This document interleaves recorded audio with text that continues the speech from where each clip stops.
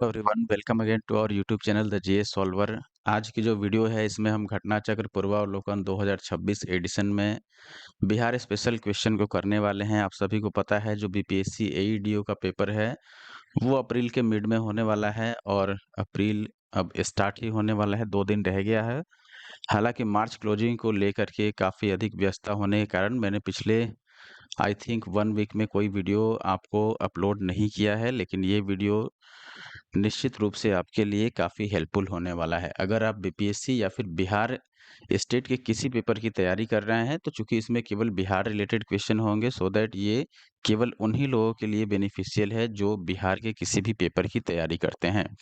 आने वाले समय में काफ़ी सारे पेपर हैं जो बिहार से रिलेटेड होने वाले हैं, तो मैं स्टार्ट कर रहा हूं और बाकी लोग भी परेशान ना हो, क्योंकि जो रेगुलर बुक आती है घटना चक्र की नॉर्मल वाली, जिसमें सभी स्टेट पीसीएस के क्वेश्चन रहते हैं, इवन यूपीएससी प्री का भी क्वेश्चन रहता है, उसको भी जो 2026 एडिशन आ चुका है, जैसे साइंस का आया है, इसके अलावा में पॉलिटी और इकोनॉमिक्स भी आ चुका है अब तो इनको हम पहले कवर करेंगे। लेकिन आज की वीडियो में हम जो कवर कर रहे हैं मैंने आपको साफ-साफ बता दिया है।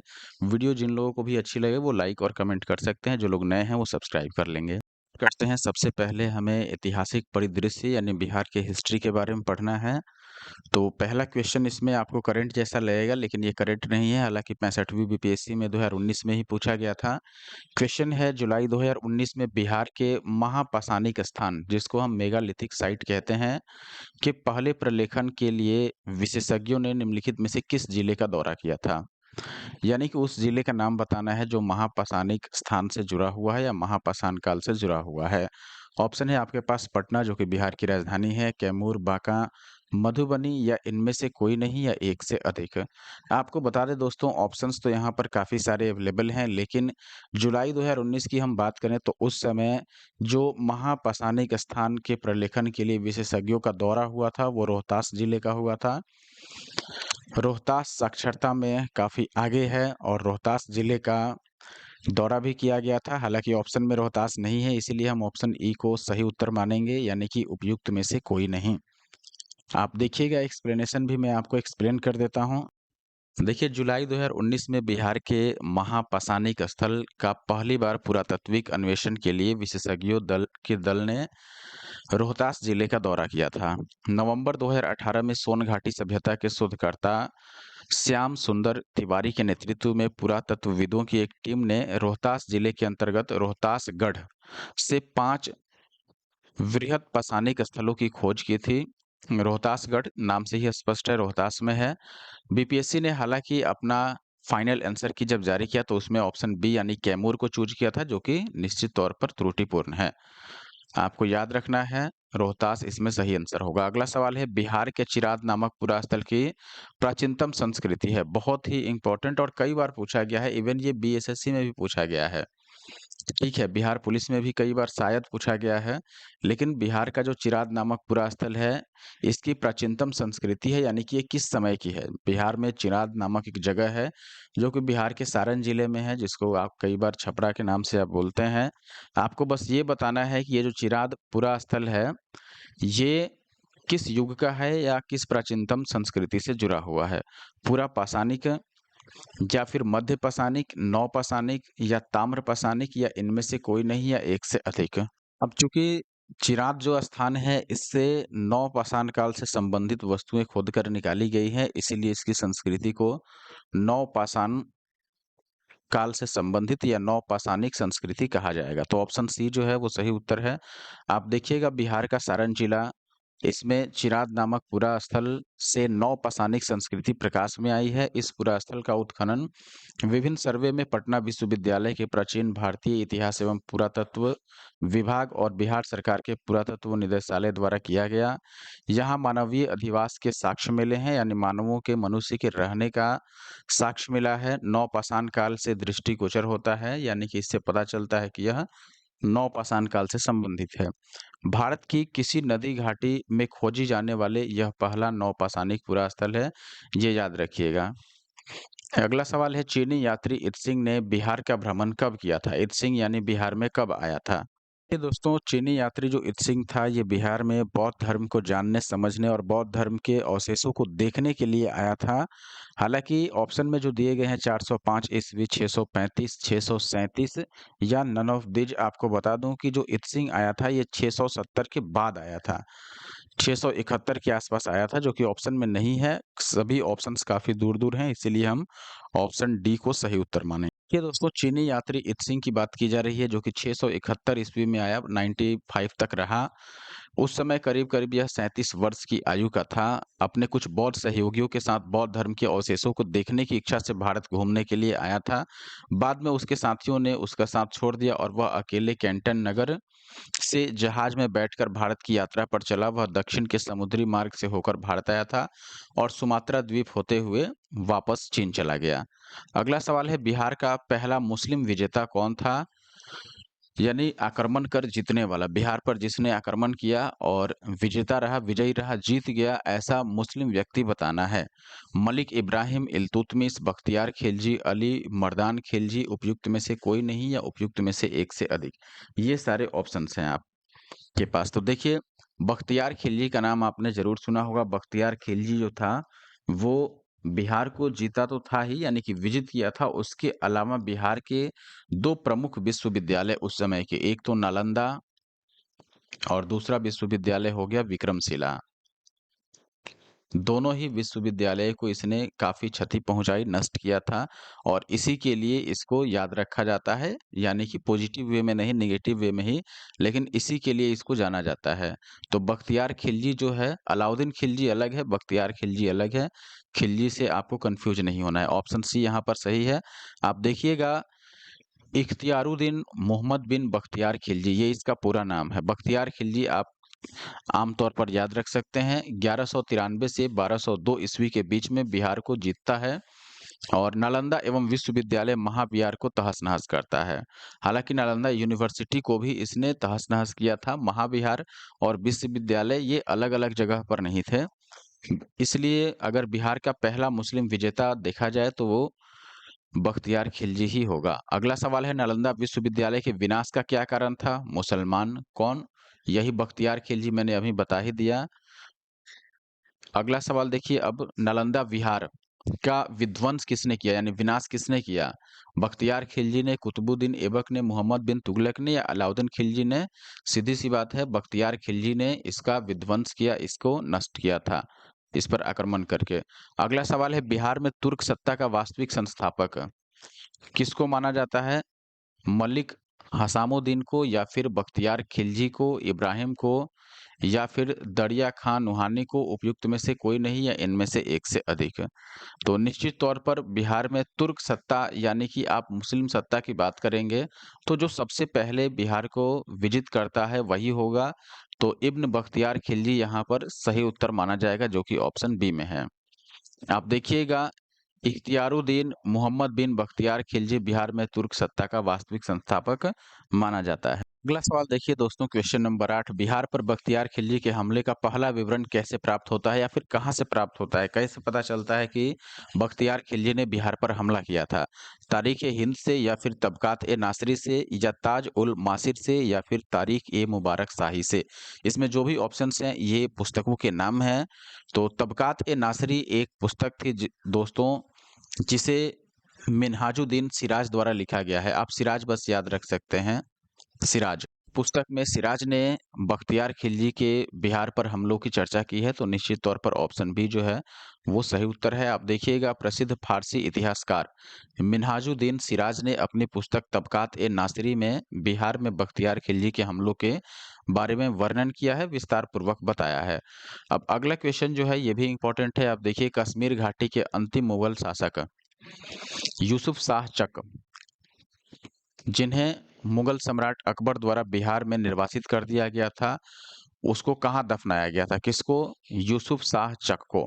इसको बिहार में निर्वासित किया गया था अकबर द्वारा और इसको बिहार के ही एक स्थान पर दफना दिया गया। अब वही आपको स्थान बताना है कि किस स्थान पर कश्मीर घाटी का अंतिम मुगल शासक, जिसका नाम यूसुफ शाह चक है, इसको दफनाया गया।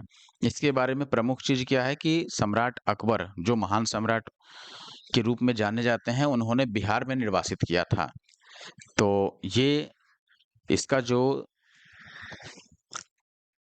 स्थान है जहाँ पर इसको दफन किया गया था, वो नालंदा जिले में स्थित है, इसीलिए ऑप्शन सी जो है सॉरी डी वो सही उत्तर होगा। आप देखिएगा कश्मीर घाटी के अंतिम मुगल शासक या अंतिम मुस्लिम चक शासक के रूप में अगर देखिएगा तो यूसुफ शाह चक थे, जिन्हें मुगल सम्राट अकबर द्वारा निर्वासित किया गया था। निर्वासन के दौरान 1592 में उनकी मृत्यु हुई और उन्हें नालंदा जिले में दफनाया गया। अब अगला क्वेश्चन देखिए, क्वेश्चन क्या है, मध्यकाल में बिहार शरीफ का नगर महत्वपूर्ण रहा, क्यों? ये आपको बताना है। बिहार शरीफ नगर किस लिए महत्वपूर्ण रहा? व्यापारिक केंद्र के रूप में, या विद्या के केंद्र के रूप में, प्रशासनिक केंद्र के रूप में, या फिर धार्मिक केंद्र के रूप में? तो देखिएगा, अगर हम बात करें यहाँ पर व्यापार का, तो व्यापार तो निश्चित नहीं माना जा सकता। बिहार शरीफ नालंदा के पास का इलाका है, आप नालंदा ही समझ सकते हैं। तो विद्या के केंद्र के रूप में, चूंकि वहां पर नालंदा विश्वविद्यालय था, निश्चित तौर पर सही होगा। प्रशासनिक केंद्र के रूप में ये भी सही होगा। और धार्मिक रूप से बौद्ध विहार था, मठ थे, विहार थे, तो धार्मिक रूप से भी ये सही है, या धार्मिक केंद्र के रूप में भी उसको उस समय माना जाता था। तो निश्चित तौर पर पहला अगर छोड़ दें तो बाकी सभी सही है, यानी तीसरा, दूसरा और चौथा ये ऑप्शन सी में है, तो ऑप्शन सी को हम सही मानेंगे। आप देखिएगा, मूल रूप से बिहार जो है, बिहार राज्य, नाम बिहार क्यों पड़ा? क्योंकि यहाँ पर बौद्ध विहारों की अधिकता थी। विहार का मतलब मठ समझ सकते हैं, जहाँ पर बौद्ध भिक्षु रहते थे, अपना शिक्षा ग्रहण करते थे। तो बौद्ध मठों या फिर बिहारों की अधिकता के कारण इसका नाम बिहार राज्य पड़ा। मध्यकाल में बिहार शरीफ नगर विद्या का केंद्र, प्रशासनिक केंद्र और धार्मिक केंद्र के रूप में प्रसिद्ध था। यह पाल वंशीय शासक गोपाल द्वारा निर्मित करवाए गए उदंतपुरी विश्वविद्यालय एवं प्रसिद्ध सूफी संत शेख शरफुद्दीन याह्या मनेरी की दरगाह के लिए भी जाना जाता है। दोनों ही रूप से आप देखिएगा तो यह धार्मिक और शिक्षा दोनों का केंद्र माना जा सकता है। अगला सवाल है, बिहार के सुप्रसिद्ध संत शरफुद्दीन मनेरी का संबंध सूफियों के किस संप्रदाय से है? मैंने किसी वीडियो में आपको बताया था, आई थिंक पिछले किसी वीडियो में, कि कौन-कौन से सूफी संप्रदाय होते हैं, उसमें से कौन-कौन से प्रमुख व्यक्ति हैं और वो किस संप्रदाय से संबंधित हैं। तो सूफियों द्वारा जो भी संप्रदाय चले अलग-अलग, जैसे चिश्ती संप्रदाय, सुहरावर्दी, फिरदौसी, इसमें से शरफुद्दीन मनेरी जो बिहार से संबंधित हैं, ये फिरदौसी संप्रदाय से संबंधित हैं। तो ऑप्शन सी आपको याद रखना है, शरफुद्दीन मनेरी और फिरदौसी। देखिएगा दोस्तों, शरफुद्दीन अहमद का जन्म 1263 ईस्वी में मनेर, जो कि पटना में है, तो मनेर शरीफ में हुआ था। और मृत्यु इनकी 1361 ईस्वी में हुई। और मनेर में चूंकि हुआ था, इसीलिए मनेरी इनके नाम के लास्ट में जोड़ा जाता है। तो बिहार शरीफ में ही इनकी मृत्यु भी हुई, मनेर शरीफ में इनका जन्म हुआ। शरफुद्दीन मनेरी फिरदौसिया सिलसिला के सूफी संत थे, यानी फिरदौसी संप्रदाय से संबंधित थे। उन्होंने सुहारावर्दी की अरबी कृति यानी कि अदब उल मुरीदीन पर एक भाष्य लिखा। उनकी प्रसिद्ध जो कृति है उसको मकतूबात ए सदी के रूप में जाना जाता है। अगला सवाल है, पटना को प्रांतीय राजधानी बनाया गया था किसके द्वारा? शेरशाह के द्वारा, अलाउद्दीन हुसैन शाह के द्वारा, इब्राहिम लोदी या राजकुमार अजीम? देखिए, जो भी ऑप्शंस में है, इसमें अगर पूछा जाए तो प्रांतीय राजधानी के रूप में पटना को चूज किया गया था शेरशाह सूरी के द्वारा। तो इसको कई बार शेरशाह सूरी को शेर खां के नाम से भी जाना जाता है। ताउदे तारीखे दाऊदी के विवरण के अनुसार शेरशाह ने, देखिए यहाँ शेरशाह है, उसमें कई जगह शेर खां मिलेगा। पटना नगर के भौगोलिक एवं सामरिक महत्व को जानने के बाद, भौगोलिक दृष्टि से ये महत्वपूर्ण था, ये सब समझने के बाद 1561 ईस्वी में 1541 ईस्वी में यहाँ एक मजबूत किले का निर्माण करवाया। किले का निर्माण जनरली लोग अपनी सुरक्षा के लिए करते थे।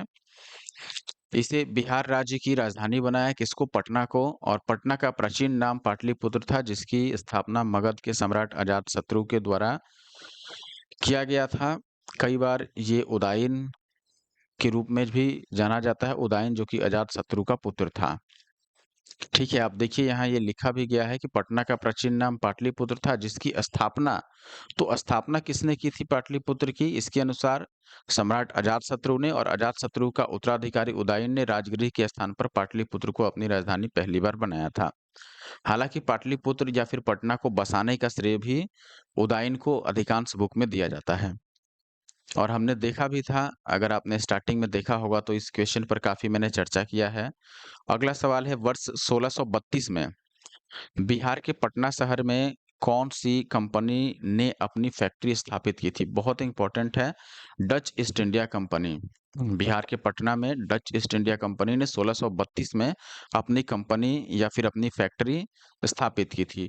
डचों ने पटना में कहाँ पर अपनी फैक्ट्री बनाई थी? पटना कॉलेज के उत्तरी इमारत में 1632 ईस्वी में डच फैक्ट्री स्थापित की थी। और किस चीज़ की फैक्ट्री थी? उसमें सूती वस्त्र, चीनी, सोरा अफ़ीम ये दोनों ही बिहार और बंगाल से काफ़ी अधिक मात्रा में मिलते थे, और इसी के लिए बिहार उस समय काफ़ी फ़ेमस भी था। तो चीनी हो गया, सूती वस्त्र हो गया, सोरा अफ़ीम, इन सभी से संबंधित व्यापार कंपनी करती थी, पटना कॉलेज के पास के उत्तरी इमारत से। तो ध्यान रखना है, डचों ने 1632 में पटना में अपनी फैक्ट्री स्थापित की थी। अगला सवाल है, अब बंगाल प्रांत के साथ बिहार प्रांत को कब मिलाया गया था? मिलाने की बात की जा रही है, ध्यान दीजिएगा। 1713 ईस्वी में, 72 में, 1733 या फिर 1734? आपको बता दें दोस्तों, अगर यहाँ पर देखा जाए कि दोनों को मिलाया कब गया था, तो 1733 इसमें सही उत्तर होगा, ऑप्शन सी। आप देखिएगा, 1733 ईस्वी में बिहार सूबा का विलय बंगाल सूबा में किया गया। बंगाल के तत्कालीन नवाब उस समय शुजाउद्दीन मोहम्मद खां थे, जिन्होंने बंगाल प्रांत को 4 भागों में बाँटा। पहला सेंट्रल डिवीज़न, जिसमें मिडिल एरिया था, फिर पश्चिमी और उत्तरी बंगाल के हिस्से शामिल थे। दूसरा ढाका डिवीज़न, जिसमें पूर्वी और दक्षिणी बंगाल शामिल थे, और तीसरा बिहार डिवीज़न, और चौथा उड़ीसा डिवीज़न। तो ये 4 प्रमुख डिवीज़न थे, जिसमें बंगाल को बाँटा गया था। अगले क्वेश्चन पर आने से पहले दोस्तों, आप सभी से रिक्वेस्ट होगा कि अगर आप हमारे यूट्यूब चैनल पे नए हैं, आपने अभी तक हमारे YouTube channel the GS solver को नहीं सब्सक्राइब किया है, तो निश्चित तौर पर आप हमारे YouTube channel the GS solver को सब्सक्राइब कर लीजिए ऐसे और वीडियो देखने के लिए।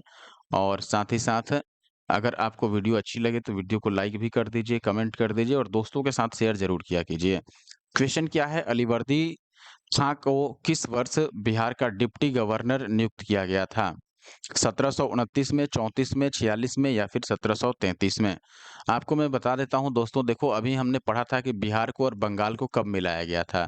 बिहार प्लस बंगाल को मिलाने के बाद पूरे कंप्लीट एरिया को 4 डिवीज़न में बाँटा गया था, आपने देखा है, जिसमें बिहार और उड़ीसा अलग-अलग डिवीज़न थे।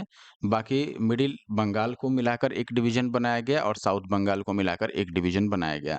तो जब दोस्तों 1733 में जो उस समय के नवाब थे, नाम क्या था? शुजाउद्दीन। शुजाउद्दीन। इन्होंने क्या किया कि जो अलग-अलग डिवीज़न बनाए, तो वहाँ पर डिवीज़न के लिए डिप्टी गवर्नर भी नियुक्त किए। यानी सूबेदार, जिसको हम बोलते हैं नायब सूबेदार, जो वहाँ का प्रशासन और राजस्व की वसूली कर सके, ये सब सँभाले। तो उसी समय 1733 में ही जो नवाब थे बंगाल के, शुजाउद्दीन, इन्होंने अलीवर्दी को या फिर अलीवर्दी खां को बिहार का डिप्टी गवर्नर नियुक्त किया था। उपराज्यपाल या नायब सूबेदार आप कह सकते हैं, जो भी समझिए। सो दैट ऑप्शन डी जो है वो सही उत्तर है, आपको याद रखना है। अलीवर्दी खां ने क्या किया, जब तक शुजाउद्दीन नवाब रहे तब तक तो ठीक था। इसके बाद जब जो अगला नवाब आया, उसके समय में अलीवर्दी खां ने विद्रोह किया, और फिर 1740 ईस्वी में, करीब 7 साल बाद, 1740 ईस्वी में एक युद्ध होता है, जिसका नाम गिरिया का युद्ध है। गिरिया का युद्ध।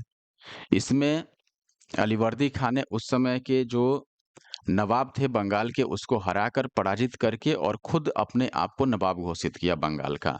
तो ये 1740 में हुआ था। फिलहाल अलीवर्दी खां डिप्टी गवर्नर कब बना बिहार का? 1733 में। हाँ, देखिएगा, बंगाल के नवाब शुजाउद्दीन ने 1733 में अलीवर्दी खां को बिहार का नायब सूबेदार यानी कि डिप्टी गवर्नर बनाया। बंगाल के नवाब सरफराज, इनके समय में, यानी कि जब नवाब बदला बंगाल का और सरफराज नवाब बना, इस समय बिहार का जो नायब सूबेदार था अलीवर्दी खां, इसने विद्रोह किया और सरफराज खां को गिरिया के युद्ध में 1740 में पराजित किया और मार डाला। और मारने के बाद फिर 1740 में अलीवर्दी खां खुद बंगाल का नवाब बना। तो अब अगर ये पूछा जाए कि अलीवर्दी खां बंगाल का डिप्टी गवर्नर कब बना? डिप्टी गवर्नर, तो आप क्या बोलेंगे 1733 में। और बंगाल का यह नवाब कब बना? तो क्या उत्तर दीजिएगा 1740 में, सीरिया का युद्ध होने के बाद। अगला सवाल है, अली गौहर का बिहार अभियान किस वर्ष समाप्त हुआ था? 1761, 57, 59 या फिर 64 में। तो आपको बता दें, मुगल सम्राट था अली गौहर। इसने बिहार पर आक्रमण किया था कब? 1759 में, 1759 में। मान्य तौर पर अली गौहर को शाह आलम द्वितीय के नाम से जाना जाता है, तो कंफ्यूज नहीं होना, कहीं भी नाम देखना तो शाह आलम द्वितीय, शाह आलम द्वितीय ऐसे। शाह आलम द्वितीय कहो या फिर अली गौहर, एक ही बात है। इसने 1759 में बिहार पर आक्रमण किया था। तो ऑप्शन डी जो है वो सही उत्तर है। आप देखिएगा, मुगल सम्राट अली गौहर ने 1759 ईस्वी में बिहार पर आक्रमण किया और उसी वर्ष उसने खुद को मुगल बादशाह घोषित किया और अपना नाम शाह आलम द्वितीय रख दिया। शाह आलम द्वितीय ने पटना के समीप स्थित गुलजार बाग, नाम जरूर सुना होगा आपने, गुलजार बाग की अंग्रेज फैक्ट्री में अंग्रेजों के नियंत्रण में अपना राज्याभिषेक किया 1761 ईस्वी में, और इसके समय में ही पानीपत का तृतीय युद्ध हुआ 1761 में, और फिर बक्सर का युद्ध हुआ 1764 में। देखिए, परमानेंट सेटलमेंट को कई बार हिंदी में अगर आप देखेंगे तो अस्थाई बंदोबस्त लिखा जाता है। अस्थाई बंदोबस्त आपने ज़रूर पढ़ा होगा। अस्थाई बंदोबस्त लॉर्ड कॉर्नवालिस के द्वारा शुरू किया गया था। किसके द्वारा? कॉर्नवालिस है। 1793 के आसपास इसको स्टार्ट किया गया था। क्या था स्थायी बंदोबस्त? इसमें सरकार यानी अंग्रेजी जो गवर्नमेंट थी, कंपनी थी, उसने क्या कर दिया कि देखो भाई, अगर खेत है किसी किसान को दिया गया है तो उसको लिए स्थायी बंदोबस्त यानी कि एक कर जो है वो अस्थायी कर दिया गया। परमानेंट टैक्स की व्यवस्था की गई कि देखो, अगर मैं 100 रुपए टैक्स रख देता हूं तो आपको अब 100 रुपए टैक्स देने होंगे हर हाल में। भले आपकी उपज हो नहीं हो, उससे मतलब नहीं है। बारिश आ जाए, तूफान आ जाए, फसल की क्षति हो जाए, कोई बात नहीं। अगर आपके पास खेत है, आपको खेत अगर दिया गया है खेती करने के लिए, तो जो फिक्स टैक्स है उसको देना पड़ेगा। तो टैक्स फिक्स कर दिया गया। टैक्स फिक्सेशन के लिए ही परमानेंट सेटलमेंट लागू किया गया। इससे अंग्रेजों को फायदा क्या था कि उनको एक निश्चित आय प्राप्त होती थी हर एक वर्ष। अब मान लो मुझे कुछ काम करना है और मुझे पता नहीं है कि अगले साल में कितने रुपए मिलेंगे, तो थोड़ा मुश्किल होगा। लेकिन अगर ये पता चल जाए कि हाँ, अगले साल इतने पैसे, उसके अगले साल इतने पैसे मिलेंगे, तो आदमी उसके हिसाब से अपना आगे का जो भी योजना होगा उसको बना सकता है। तो यही किया अंग्रेजों ने, अपना टैक्स जो है वो फिक्स कर दिया कि देखो इतना टैक्स तो आपको देना पड़ेगा। इसी को परमानेंट सेटलमेंट या फिर स्थायी बंदोबस्त कहा गया। तो ऑप्शन है आपके पास कि इसको क्यों लागू किया गया, ये प्रश्न है, ऑप्शन है। अब क्यों लागू किया गया पूछा जाएगा तो निश्चित रूप से टैक्स को फिक्स करने के लिए कि उससे निश्चित आय प्राप्त हो इनको। जमींदारों का जमीन पर अधिकार नहीं रहना, इससे कोई लेना देना नहीं है। जमींदारों के लिए जमीन पर वंश, ये भी नहीं। भू राजस्व का राजस्व निर्णय करना, यानी कि भूमि से संबंधित टैक्स का निर्णय करना। तो ये निश्चित तौर पर सही होगा। भूमि का राजस्व या फिर भूमि का टैक्स लेने के लिए ही, एक निश्चित टैक्स को फिक्स करने के लिए इसको लाया गया था। तो ऑप्शन सी जो है वो सही उत्तर है। आप देखिएगा, लॉर्ड कॉर्नवालिस ने वार्षिक लगान के स्थान पर 1790 ईस्वी में 10 वर्षीय लगान की व्यवस्था लागू की कि 10 वर्षों में आपको इतना इतना टैक्स देना होगा। ठीक है, या 10 वर्षों में कुल मिलाकर आपको इतना टैक्स देना होगा, वार्षिक छोड़ो। और यही व्यवस्था 22 मार्च 1793 में आकर अस्थायी कर दी गई।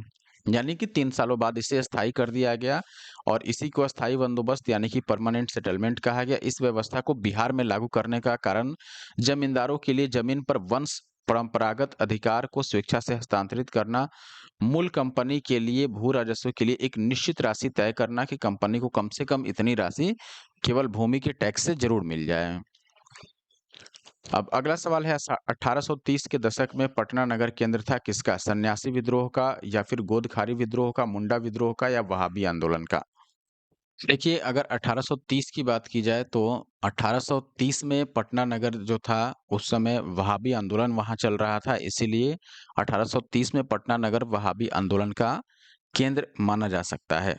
वहाबी आंदोलन से संबंधित जो प्रमुख व्यक्ति हैं जिनको लेकर के ये आंदोलन हुआ, उनका नाम भी आप याद रख सकते हैं, सैयद अहमद। ये दोस्तों, वहाबी आंदोलन मूलतः अरब से प्रारंभ हुआ था। इसके आदि प्रवर्तक जो थे उनका नाम अब्दुल वहाब था। इनके नाम पर ही इसका नाम वहाबी आंदोलन रखा गया।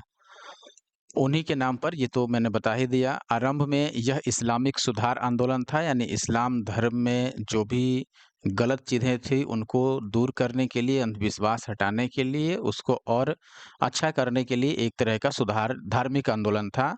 भारत में वहाबी आंदोलन के जन्मदाता और आदि प्रचारक उत्तर प्रदेश के रायबरेली जिले के सैयद अहमद थे। नाम याद रखिएगा, सैयद अहमद। 1830 ईस्वी में सैयद अहमद की पटना यात्रा के समय में पटना में वहाबी आंदोलन हुआ था, इसीलिए पटना वहाबी आंदोलन का प्रमुख केंद्र बना। कब? 1830 में। और प्रमुख नेता कौन थे? सैयद अहमद। नेक्स्ट देखिए, किस ब्रिटिश अधिकारी ने भारत सरकार को सूचित किया कि पटना के मुसलमान पेशावर के नज़दीक 64वीं नेटिव इन्फेंट्री के साथ आपस में पत्र व्यवहार करते थे और याचना की कि ब्रिटिश के विरुद्ध बगावत करें? यानी कि भारत सरकार को सूचित क्या किया गया ब्रिटिश अधिकारी के द्वारा कि पटना के जो मुसलमान हैं वो पेशावर के नज़दीक जो 64वीं नेटिव इन्फेंट्री है, इससे आपस में पत्र व्यवहार करते हैं, जिसमें ये याचना करते हैं कि ब्रिटिश के विरुद्ध बगावत किया जाए। ऐसा पत्र किसने लिखा था? कौन-सा ब्रिटिश अधिकारी था? ऑप्शन है रॉबर्ट मोंटगोमरी या फिर जॉन लॉरेंस, चार्ल्स मेटकॉफ या फिर जनरल वॉन कोटलैंड। सही उत्तर क्या है दोस्तों? देखिए, सीडीपीओ में पूछा गया था, अच्छा प्रश्न है, याद रखिएगा। सही उत्तर है रॉबर्ट मोंटगोमरी, यानी कि ऑप्शन ए। आप देखिएगा, वहाबी आंदोलन की तीव्रता को कम करने के लिए ब्रिटिश सरकार ने पुलिस कार्यवाही प्रारंभ की, यानी पुलिस का प्रयोग करके उसको दबाने का कोशिश किया गया। उनके विरुद्ध, यानी जिन जो आंदोलनकर्ता थे उनके विरुद्ध न्यायिक अभियोजन को तेज किया गया और इन मुकदमों के दौरान ब्रिटिश सरकार को कई ब्रिटिश विरोधी कुशल संचालन केंद्रों का पता चला, यानी कि जो ब्रिटिश के विरोध में काम कर रहे थे। इसी दौरान पंजाब के न्यायिक आयुक्त जो थे रॉबर्ट मोंटगोमरी, इन्होंने रिपोर्ट दी पटना और थानेश्वर के मुसलमान पेशावर के नज़दीक 64वीं नेटिव इन्फेंट्री के साथ आपस में पत्र व्यवहार करते थे और याचना की कि ब्रिटिश के विरुद्ध बगावत करें। क्वेश्चन है दोस्तों, बिहार का चौड़ी विद्रोह किस वर्ष हुआ था? 1842 में या फिर 1798, 1784 या फिर 1832? सही उत्तर क्या है? 1798, यानी कि ऑप्शन बी। किसी भी प्रामाणिक स्रोत में बिहार में चौड़ी विद्रोह होने का उल्लेख नहीं है, हालांकि यहाँ पर चौड़ी विद्रोह जैसा एक नाम है, चुआर विद्रोह। ठीक है, चुआर रिवोल्ट। अगर चुआर विद्रोह की बात कीजिएगा तो बंगाल प्रेसिडेंसी में यह 1767 से 1802 तक चला था और यह विद्रोह सबसे अधिक कब फैला हुआ था? 1798 और 99 में। और 1798-99 के आधार में ऑप्शन इसका बी चूज किया गया है, यानी कि 1798। अगला सवाल है, छोटा नागपुर जनजाति विद्रोह कब हुआ था? देखिए, वैसे तो छोटा नागपुर जनजाति नाम से कोई विशेष विद्रोह नहीं है, स्पेशल ऐसा कोई नाम नहीं है, लेकिन छोटा नागपुर में कई सारे विद्रोह हुए, जैसे संथाल विद्रोह आपको याद होगा। मैंने अपने कई सारे वीडियोज़ में बताया था, संथाल विद्रोह जो है ये 1855-56 में हुआ था। संथाल विद्रोह के अलावे भी है, जैसे कोल विद्रोह है। कोल विद्रोह भी इम्पोर्टेंट है, कई बार पूछा गया है। कोल विद्रोह जो हुआ था ये इससे कुछ समय पहले, यानी कि 1831 से 32 के समय में हुआ था। ऐसे और भी 1-2 विद्रोह हैं, मुंडा विद्रोह भी छोटा नागपुर झारखंड के आसपास ही हुआ था। तो यहाँ पर आप देखिएगा तो 1800 ईस्वी में, चूँकि सारे ऑप्शंस यहाँ पर अवेलेबल है, हालाँकि ये ऑप्शन किसी में भी नहीं है। 55-56 का भी किसी में ऑप्शन नहीं दिख रहा है। 55-56 से पहले का ही ये है। अगर मैं मुंडा विद्रोह की भी बात करूं तो वो 1899 में हुआ था, तो यहाँ पर वो भी ऑप्शन में नहीं है।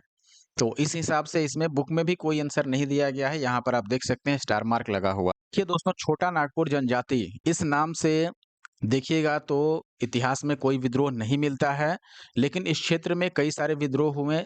जैसे आप देखिएगा यहाँ पर इस क्षेत्र में कौन-कौन से इंपॉर्टेंट विद्रोह हैं।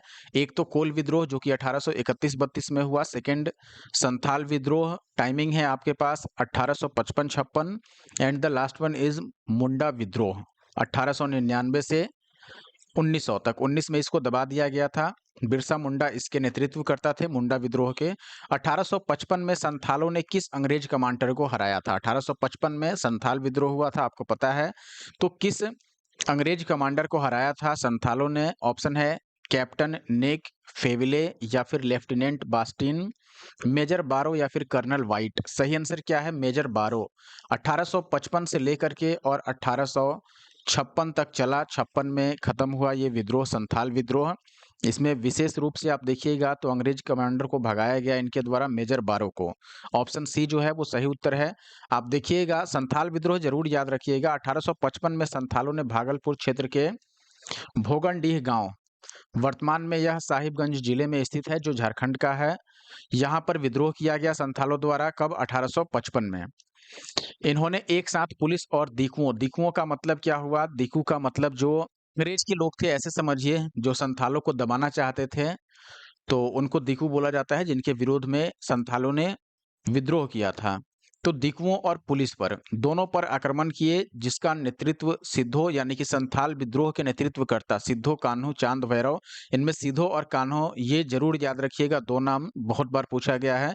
तो नेतृत्वकर्ता चार लोग वैसे तो थे, सिद्धो, कान्हो जिनको कई बार कान्हो भी कहा जाता है, चांद और भैरव।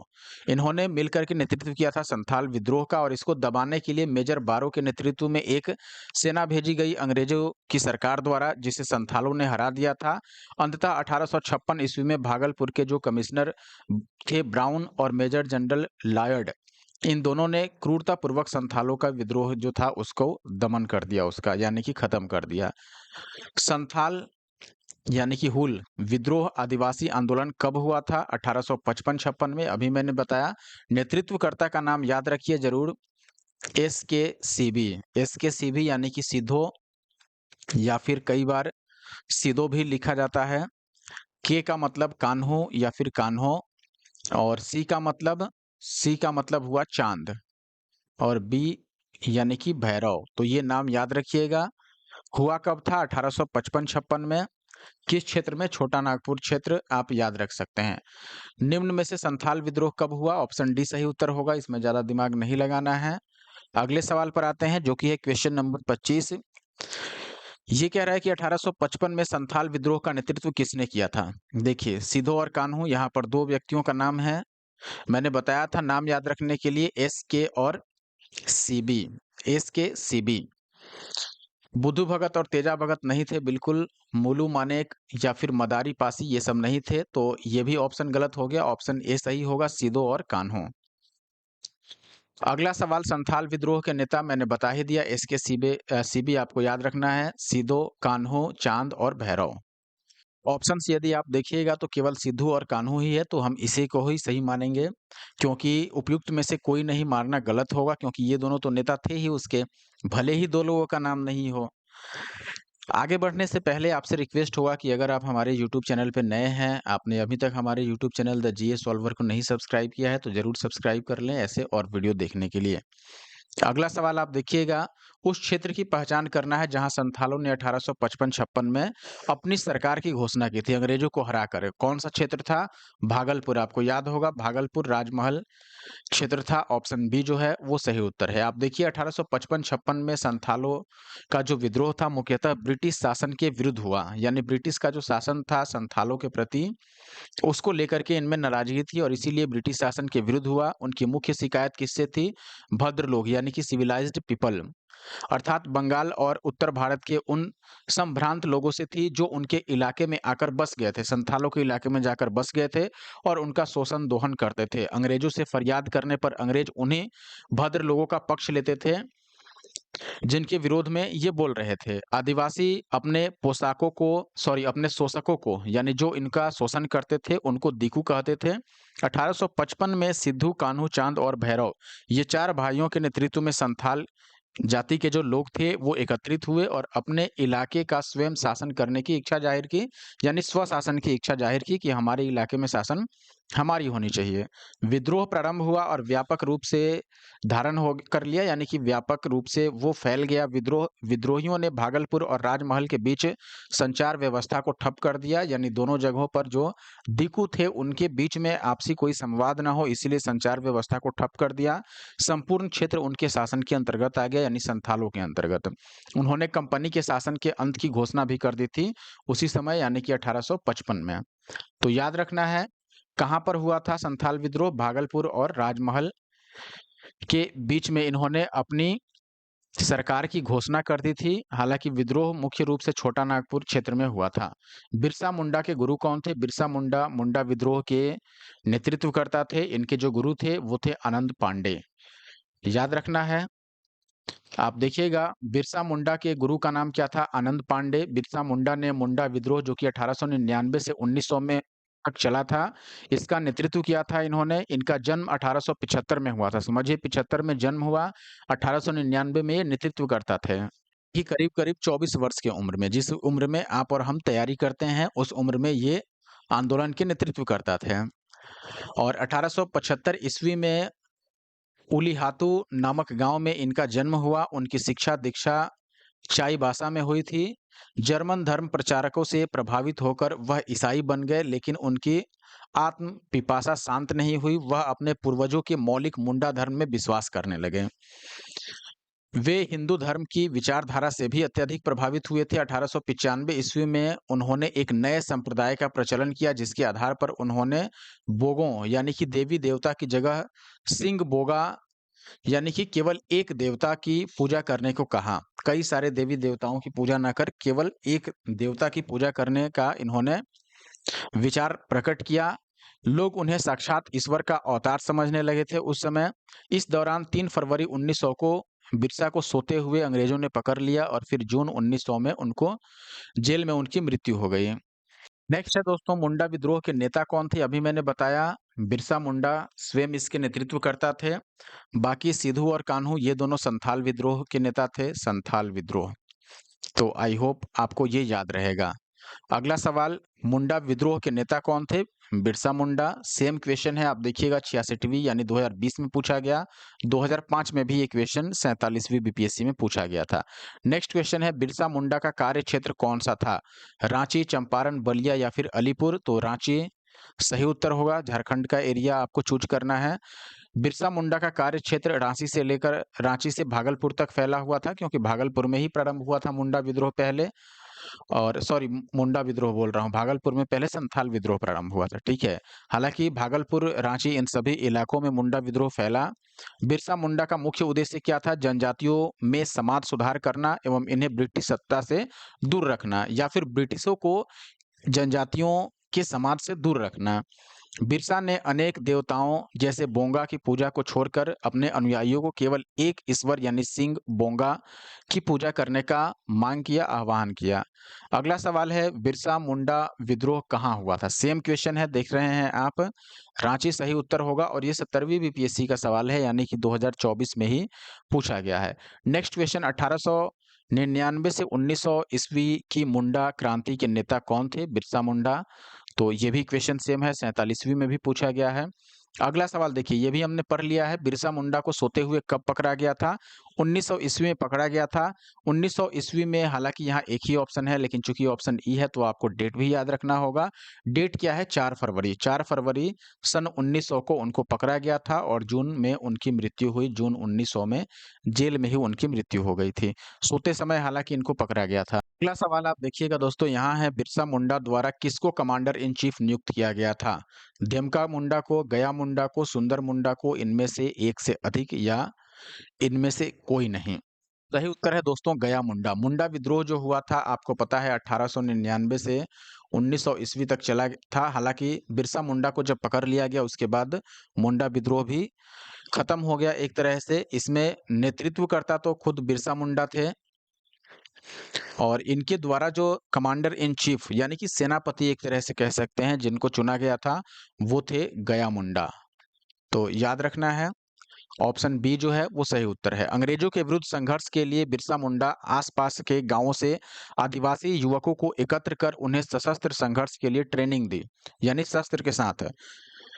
बिरसा द्वारा अपनी एकत्रित सेना, जिसको बिरसा दल कहा जाता है, इसके कुशल संचालन के लिए एक व्यक्ति को सेनापति यानी कि गया मुंडा को बिरसा दल का मंत्री और सेनापति यानी कि कमांडर इन चीफ बनाया गया था, ताकि बिरसा मुंडा की अनुपस्थिति में ये कमान संभाल सकें।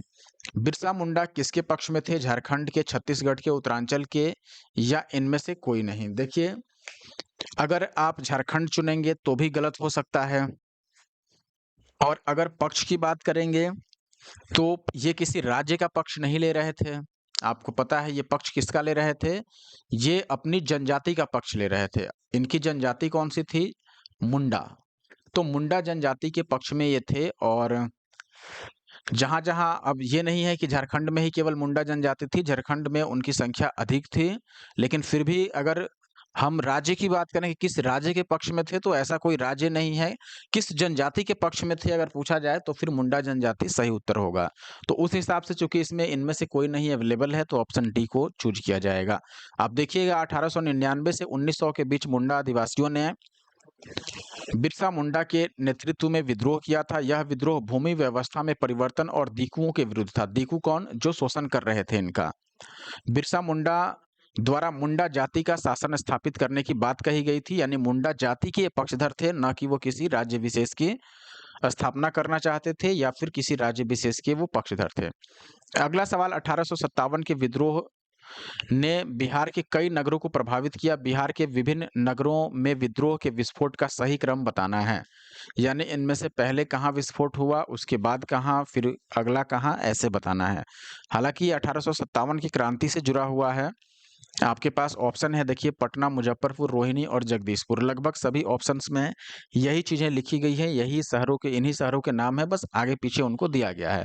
तो क्रम के अनुसार आपको बताना है। अब देखिए, इनमें सबसे पहले अगर कहाँ हुआ था ये पूछा जाए, तो ज्यादातर जगहों पर जुलाई 1857 में हुआ था विद्रोह, लेकिन एक है रोहिणी। रोहिणी जो जगह था, यहाँ जून में ही हुआ था, जून 1857 में। तो निश्चित तौर पर रोहिणी पहले आएगा। बाकी इसके बाद पटना में हुआ था। पटना में जुलाई के पहले सप्ताह में हो गया था, जुलाई फर्स्ट वीक। 1857 की बात कर रहे हैं। फर्स्ट वीक में ही मुजफ्फरपुर में हुआ था, और उसके बाद जगदीशपुर। जगदीशपुर जिसके नेतृत्वकर्ता कुंवर सिंह थे। तो रोहिणी सबसे पहले आएगा, फिर पटना, फिर मुजफ्फरपुर, फिर जगदीशपुर। रोहिणी जो है ये फिलहाल झारखंड में है। देवघर आपने नाम सुना होगा, देवघर के पास। लेकिन उस समय 1857 में झारखंड बिहार में ही था, तो उस समय बिहार में ही माना जाएगा। और ये सभी बिहार के स्थान है जहां पर विद्रोह हुआ था, इसीलिए बिहार स्पेशल में इसको दिया गया है। तो ऑप्शन बी जो है वो सही उत्तर है निश्चित तौर पर। यहाँ आप देखिएगा, कंपनी सरकार कई कारणों से बिहार को महत्वपूर्ण प्रशासनिक क्षेत्र मानती थी।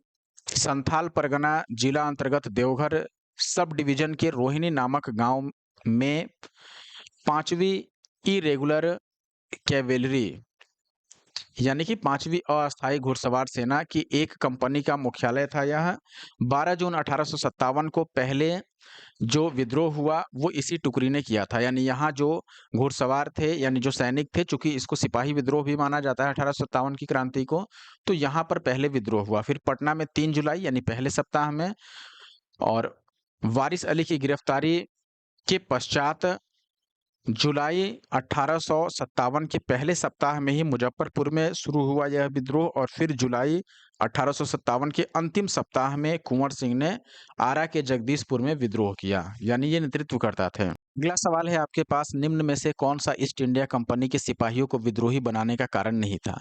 ईस्ट इंडिया की कंपनी के सिपाहियों की बात की जा रही है, इनको विद्रोही बनाने का एक कारण इनमें से कौन नहीं था? यानी कि 1857 की जो क्रांति हुई थी, इसका कौन सा एक कारण नहीं है? ईसाई धर्म फैलाने के लिए कंपनी के अधिकारियों के प्रयास, जहाज पर यात्रा करने के लिए सिपाहियों को आदेश देना, भत्ते की रोकथाम, या अधिकारियों की अक्षमता। मुझे लगता है पहले ये मैंने 1857 की क्रांति वाला जो वीडियो है उसमें भी बताया है मॉडर्न हिस्ट्री का जो वीडियो मैंने बताया था उसमें ऑप्शन डी इसका सही आंसर है निश्चित तौर पर। देखिए ईसाई धर्म को फैलाने का काम करते थे अंग्रेज अधिकारी, जो सैनिक थे भारतीय उनके बीच में ये बात फैलाई जा रही थी कि हिंदू धर्म या मुस्लिम धर्म जो भी उनका अपना धर्म था उसको छोड़ करके ईसाई धर्म अपना लिया जाए। ईसाई धर्म खुद विदेश से अंग्रेजों द्वारा ही लाया गया था, यहाँ प्रमोट किया जा रहा था और ये लोग अपना धर्म छोड़ के ईसाई धर्म मानने के लिए तैयार नहीं थे। तो निश्चित तौर पर ये भी एक कारण है विद्रोह का, धर्म का प्रचार। और जहाज पर यात्रा करने के लिए सिपाहियों को जबरदस्ती आदेश देना, यानी कि जो भारतीय सिपाही थे वो उनका क्या सोच था कि अगर हम अंग्रेजों की सेना में भर्ती भी हैं तो हम केवल भारत के अंदर लड़ाई लड़ेंगे। अब ऐसा नहीं कि भारत से बाहर कहीं लड़ना हो, जैसे अफ़गान युद्ध की हम बात कर रहे हैं, तो मान लो अब अफ़गानों से लड़ना है तो भारत से बाहर जाके लड़ना था। तो अब जहाज पर बैठा के भारतीय सेना को तैयार कर दिया गया सैनिकों को और अंग्रेज ऑर्डर दे देते थे कि इनको ले जाओ और फिर अफ़गानियों से लड़ाओ। तो भारत के बाहर अगर कोई युद्ध होता था तो जहाज पर यात्रा करने के लिए आदेश दिया जाता था और इसके लिए ये बिल्कुल भी तैयार नहीं होते थे, तो ये भी एक कारण है। भत्ते की रोकथाम कर दी जाती थी, तो ये भी एक कारण है, लेकिन अधिकारी असक्षम थे, ये कहना यहाँ पर निश्चित तौर पर गलत होगा। तो ऑप्शन डी जो है ये सही है, यानी कि अधिकारियों की अक्षमता जैसा कोई कारण नहीं था जिसके कारण 1857 का विद्रोह शुरू हो। आप देखिएगा अंग्रेज अधिकारियों की अक्षमता ईस्ट इंडिया कंपनी के सिपाहियों को विद्रोही बनाने का कारण नहीं था। इन्हीं अधिकारियों की योग्यता के बल पर अंग्रेजी हुकूमत ने लगभग 100 वर्षों में अधिकांश भारत पर कब्जा कर लिया था। इसके अतिरिक्त अन्य सभी कारण यहाँ पर सिपाही विद्रोह को शुरू करने में आवश्यक थे या फिर सहायक थे। अगला सवाल देखिए, ये जो सवाल है 56वीं बीपीएससी का है। निम्नलिखित में से कौन सही है ये बताना है। पहला कथन है आपके पास 1857 में दरभंगा, डुमरांव और हटवा के महाराजाओं और उनके साथी जमींदारों ने आदमी और पैसे, यानी कि आदमी से भी यानी कि सैनिकों से भी और पैसे से भी अंग्रेजों की मदद की थी 1857 की क्रांति में। और दूसरा है कि 1857 की क्रांति में दरभंगा, डुमरांव और हटवा के जो महाराजा थे उन्होंने मदद नहीं की किसी भी तरह से। और तीसरा है कि इन्हीं महाराजाओं ने और उनके साथी जमींदारों ने पैसे से अंग्रेजों की मदद की लेकिन आदमियों से नहीं की। और अगला है कि उन्होंने अंग्रेजों का विरोध किया। देखिए सही बात यह है, इतिहास के हिसाब से अगर आप देखिएगा तो 1857 की जो क्रांति हुई थी उसमें दरभंगा, डुमरांव और हटवा के जो महाराजा थे उन्होंने जन और धन दोनों से अंग्रेजों की मदद की थी। जन यानी आप सैनिक समझ सकते हैं, यानी कि आदमी, और पैसे दोनों से ही अंग्रेजों की मदद की थी अपने विद्रोह को दबाने के लिए। यानी कि अंग्रेज किस प्रकार से 1857 के विद्रोह को दबा पाएँ, इसके लिए इन्होंने सहयोग किया था अंग्रेजों का। तो ये याद रखना है, ऑप्शन बी जो है सॉरी ए जो है वो सही उत्तर है। आप देखिएगा 1857 के स्वतंत्रता संग्राम में बिहार के कुछ प्रमुख जमींदारों ने अंग्रेजों की धन और जन दोनों से बड़ी सहायता की थी।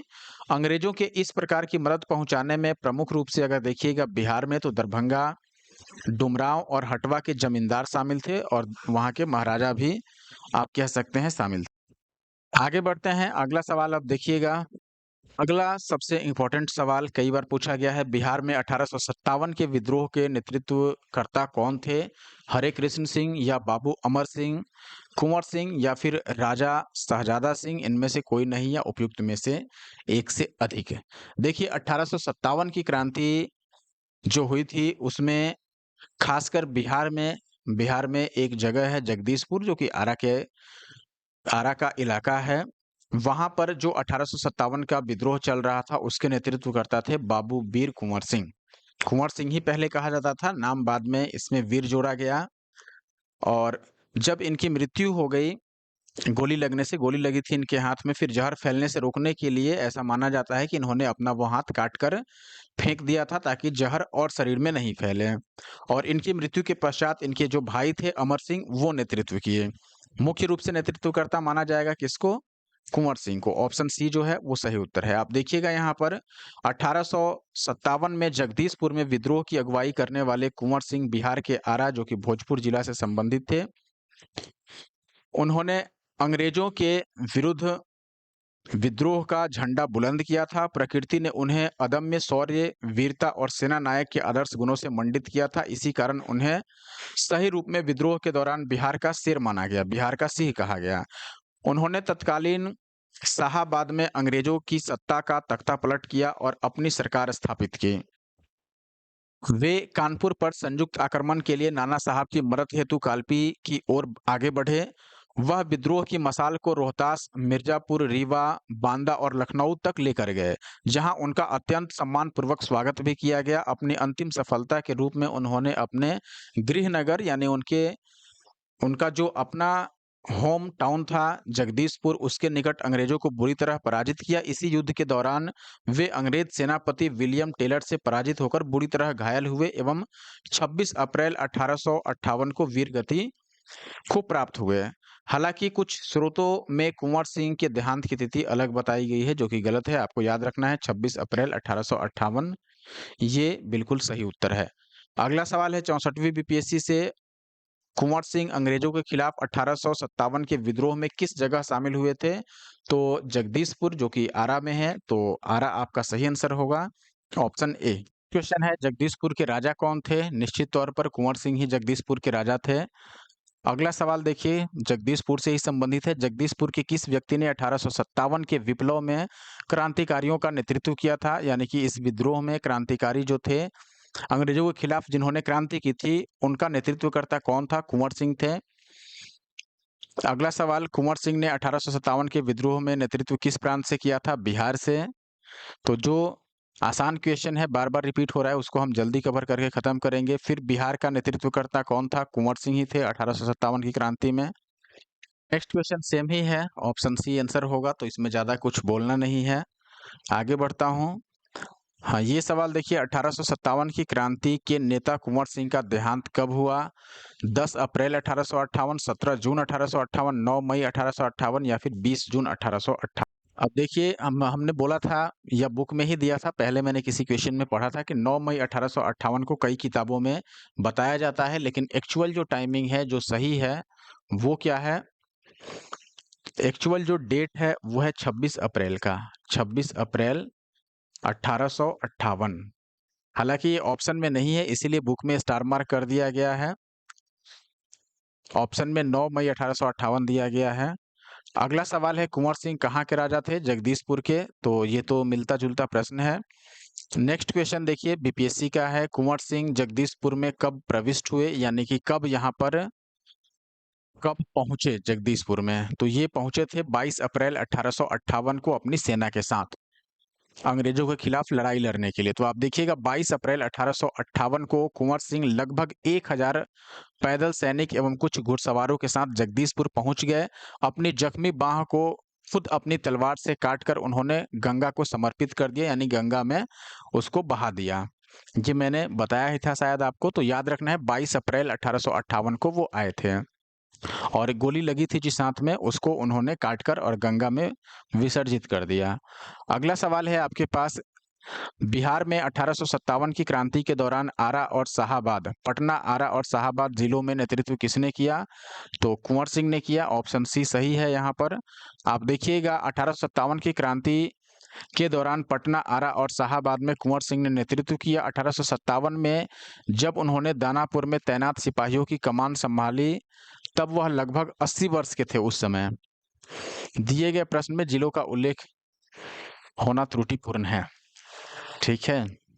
शाहाबाद जिला दिया गया है, आरा जिला दिया गया है, तो ये सब जिला नहीं था।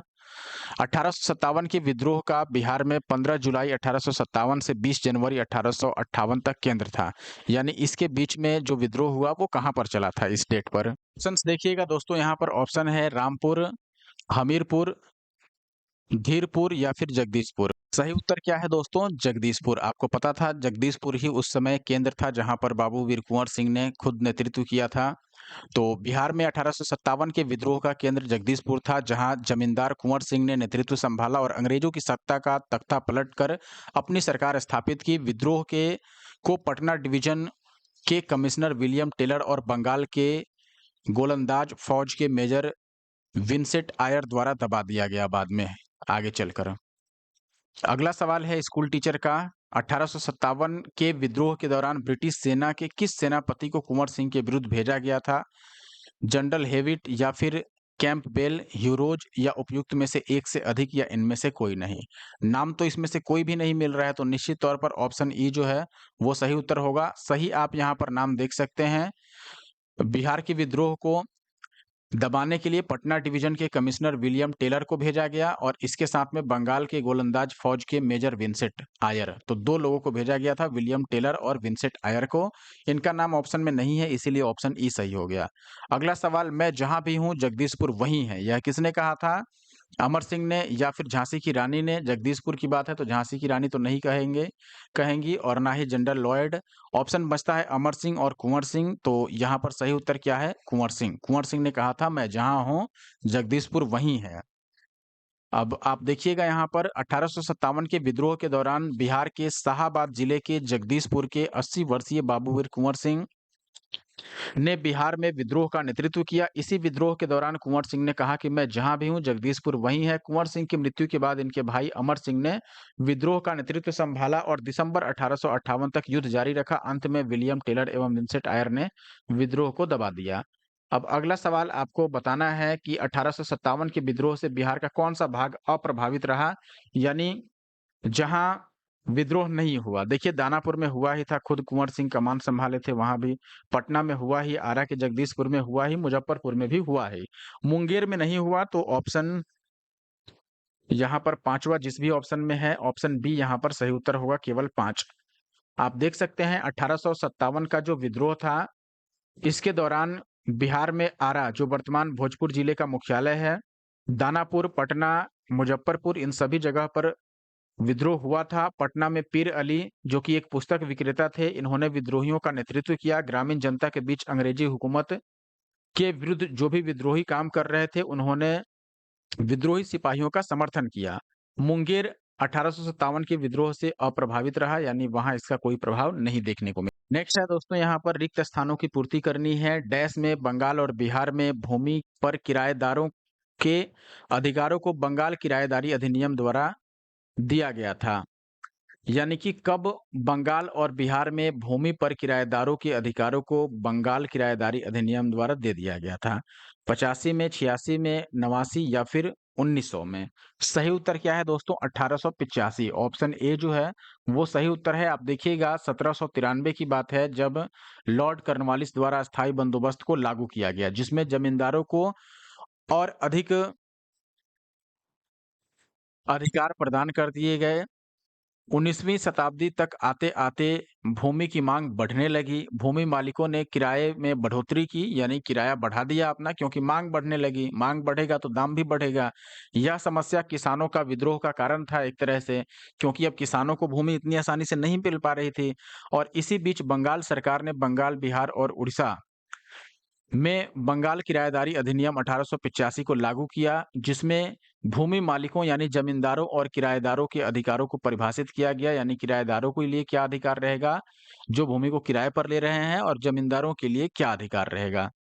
अब अगला सवाल मिलता-जुलता है। आप देखिएगा बंगाल और बिहार में भूमि पर किराएदारों के अधिकार को बंगाल किराएदारी अधिनियम द्वारा कब स्वीकार किया गया? अभी आपने देखा 1885 में स्वीकार किया गया। नेक्स्ट है 1908 के छोटा नागपुर काश्तकारी अधिनियम ने रोक लगाई, किस चीज पर रोक लगाई? वन उत्पाद के स्वतंत्र उपयोग पर, या फिर वनों को जलाने पर, या बेठ बेगारों पर, या फिर खुटकट्टी भूमि व्यवस्था पर? देखिए 1908 में छोटा नागपुर काश्तकारी जो अधिनियम बनाया गया, इसका मुख्य उद्देश्य क्या था? छोटा नागपुर के जो आदिवासी लोग थे उनके शोषण को रोकना, एक तरह से ये समझिए। शोषण किस तरह से हो रहा था? जैसे बिना मजदूरी के काम कराना, यानी कि कोई मजदूरी नहीं देना लेकिन जबरदस्ती काम कराना, खेतों में जबरदस्ती काम कराना। तो ये क्या हुआ आपका? समझिए एक तरह से इससे बचाने के लिए छोटा नागपुर काश्तकारी अधिनियम लाया गया, काश्तकारों के शोषण को बचाने के लिए या शोषण को कम करने के लिए। काश्तकार यानी कि कौन? जो खेतों में खेती करते थे, खेतों पर। अब उनको खेत भी नहीं दीजिएगा, उसका मुआवजा भी नहीं मिलेगा, मजदूरी भी नहीं दीजिएगा, लेकिन फोर्सफुली अगर काम कराइएगा तो उसको रोकने के लिए, ये शोषण हुआ एक तरह से, तो इस शोषण को रोकने के लिए 1908 में छोटा नागपुर काश्तकारी अधिनियम लाया गया था। तो निश्चित तौर पर वन का इससे कोई लेना देना नहीं है और ना ही भूमि व्यवस्था से है। ये बेट बेगारों पर लागू होता है, यानी कि फोर्सफुली काम कराने पर। तो ऑप्शन सी जो है वो सही उत्तर है। आप देखिएगा 1902 से 1910 के बीच सर्वेक्षण और भूमि प्रबंधन तथा 1908 के छोटा नागपुर काश्तकारी अधिनियम ने आदिवासियों के खूट कट्टी अधिकारों को मान लिया तथा बेठ बेगारी या बलात् श्रम यानी बलपूर्वक श्रम कराना, इस प्रथा पर रोक लगाई गई। अगला सवाल मिलता जुलता है, छोटा नागपुर काश्तकारी कानून कब पारित हुआ? 1908 में।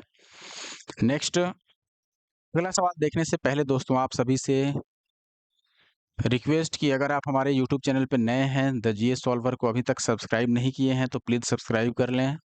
और फिर हम नेक्स्ट क्वेश्चन देखते हैं। सवाल क्या है दोस्तों? वर्ष 1904 में देवघर में गोल्डन लीग की स्थापना ब्रिटिश वस्तुओं का बहिष्कार और स्वदेशी आंदोलन की प्रगति के लिए की गई। तो देवघर में गोल्डन लीग की स्थापना जो हुई, इसका मुख्य उद्देश्य क्या था? ब्रिटिश वस्तुओं का बहिष्कार जो बाहर से आकर भारत में बेचा जा रहा था, और स्वदेशी आंदोलन की प्रगति यानी इसको बढ़ावा देना। तो ये आपको बताना है ये कहाँ हुआ था। देवघर मैंने बताया कि उस समय यह बिहार में स्थित था 1904 के समय में, लेकिन 2000 वर्ष 2000 के बाद जब बिहार से झारखंड अलग हुआ तब से यह झारखंड में है। लेकिन चूंकि ये 1904 की बात की जा रही है तो निश्चित तौर पर वो समय वह बिहार में था। देखिएगा यहाँ पर 1904 में देवघर में गोल्डन लीग सोसाइटी की स्थापना की गई, जिसका उद्देश्य क्या था? ब्रिटिश वस्तुओं का बहिष्कार और स्वदेशी आंदोलन की प्रगति। मुंगेर में आंदोलन की शुरुआत 1906 में हुई थी, जहां सुरेंद्र नाथ बनर्जी के अन्य समर्थकों ने मिलकर के स्वदेशवाद पर व्याख्यान दिया और इसका समर्थन किया कि स्वदेशी का प्रचार किया जाए और विदेशी का बहिष्कार किया जाए। अगला सवाल आप देखिएगा, बायकॉट और स्वदेशी आंदोलन के समर्थन में किस स्थान पर गोल्डन लीग नामक संस्था की स्थापना हुई? अभी हमने देखा था कहाँ हुआ था, यह देवघर में हुआ था। स्थापना कब हुई थी? बायकॉट और स्वदेशी यानी कि बहिष्कार और स्वदेशी, यानी ब्रिटिश वस्तुओं का बहिष्कार और स्वदेशी जो आंदोलन है उसका प्रचार, ये देवघर में शुरू किया गया था।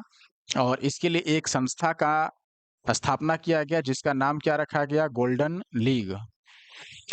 कब स्थापना किया गया? 1904 में। कहाँ किया गया? देवघर में। और इसमें प्रमुख व्यक्ति कौन थे? सुरेंद्र नाथ बनर्जी। सुरेंद्र नाथ बनर्जी, इनके साथ में इनके समर्थक भी थे। हमने पिछले क्वेश्चन में ये सारी चीजें देख ही ली थी। अगला सवाल आप देखिएगा यहाँ पर, बिहार प्रोविंशियल कांग्रेस कमेटी जिसका मुख्यालय पटना में है, इसका गठन कब हुआ था? 8 में, 1908, 1910, 1906 या इनमें से एक से अधिक या इनमें से कोई नहीं। देखिए ये गठन 1908 में ही किया गया था, इसीलिए ऑप्शन ए सही है। आप देखिएगा बिहार प्रोविंशियल कांग्रेस कमेटी का गठन 1908 में किया गया था, जिसका हेडक्वार्टर कहाँ था? पटना में। आज की वीडियो का आखिरी सवाल है ये दोस्तों, इसमें नंबर ऑफ क्वेश्चन काफी अधिक है बिहार स्पेशल में, इसलिए हम अलग अलग वीडियो में इसको कवर करेंगे। आशा है कि काफी जल्द हम इसको पूरा कवर कर देंगे, लेकिन आपके एईडीओ एग्जाम से पहले जरूर कवर कर दूंगा मैं। मुजफ्फरपुर में किंग्सफोर्ड की हत्या का प्रसार कब किया गया? 1908 में, 1909, 7 या फिर 11 में? ये किया गया 1908 में। किंग्सफोर्ड की हत्या का प्रयास, इसमें कौन कौन शामिल थे? खुद्दीराम बोस, आपने नाम जरूर सुना होगा। यहाँ पर मुजफ्फरपुर में खुद्दीराम बोस और प्रफुल्ल चाकी दो व्यक्ति थे, काफी प्रमुख, काफी कम उम्र थी इनकी। 30 अप्रैल 1908 को किंग्सफोर्ड की हत्या के इरादे से इन्होंने एक गाड़ी पर बम फेंका, उस गाड़ी पर जिस पर किंग्सफोर्ड की जो गाड़ी थी, इनका मानना था या इनको ऐसा लगा कि उसमें किंग्सफोर्ड बैठा है, और ये समझकर इन्होंने उस गाड़ी पर बम फेंका। उस गाड़ी में राष्ट्रीय आंदोलन से हमदर्दी रखने वाले मिस्टर कैनेडी की पत्नी और पुत्री सवार थी। दुर्भाग्यवश वे मारे गए क्योंकि उसके अंदर थे और बम उन्हीं पर चला गया। क्योंकि अंदर इन्होंने नहीं देखा, बस बाहर से गाड़ी देख कर के फेंका था, इसलिए ऐसा हुआ। प्रफुल्ल चाकी ने पुलिस से बचने के लिए सुसाइड कर लिया और खुदीराम बोस को गिरफ्तार कर फांसी दे दी गई। सबसे कम उम्र में इनको फांसी दी गई थी। मुझे जहाँ तक याद है लगभग 13 वर्ष कुछ महीने की उम्र में ही इनको फांसी हुई थी। को 11 अगस्त को फांसी दिया गया था 1908 को। कई जगह उम्र 18 वर्ष भी बताया जाता है, एक बार इनका जन्म तिथि देख के ये पता लगा लेना, लेकिन काफ़ी कम उम्र में इनको फांसी दी गई थी, 11 अगस्त 1908। तो ये आखिरी क्वेश्चन था इस वीडियो का। इस वीडियो में बस इतना ही। वीडियो पसंद आया हो तो वीडियो को लाइक कर दीजिएगा और हमारे YouTube channel the GS solver पे अगर नए हैं तो सब्सक्राइब कर लीजिएगा ऐसे और वीडियो देखने के लिए।